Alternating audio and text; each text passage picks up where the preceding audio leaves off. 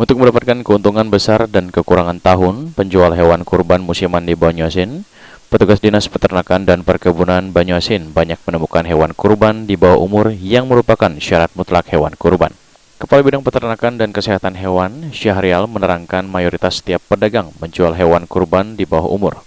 Petugas masih menemukan gigi awal hewan kurban belum berganti, yang menandakan hewan kurban tersebut di bawah umur 2 tahun atau telah masuk usia 3 tahun untuk sapi dan 1 tahun untuk kambing atau masuk usia 2 tahun.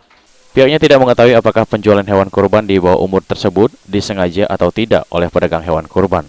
Pihaknya meminta masyarakat untuk memilih hewan kurban sesuai syarat, jangan hanya tergoda dengan ukuran badan hewan kurban yang besar.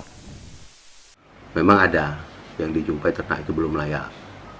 Dalam layak dalam yang tidak yang umumnya itu adalah umur. Ya. Nah kemudian bagi ternak-ternak yang tidak layak itu kita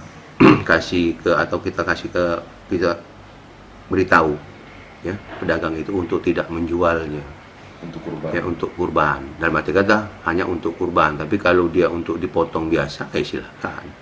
Ya.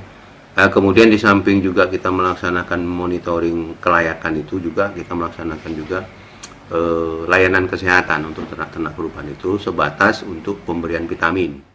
Selain itu pihaknya tidak menemukan penyakit hewan kurban yang membahayakan seperti virus antraks dan lain sebagainya. Berdasarkan data yang dimiliki Dinas Perkebunan Peternakan Banyuasin, untuk hewan kurban ada 1068 sapi dan 614 kambing yang tersedia. Sulaiman, PAL TV.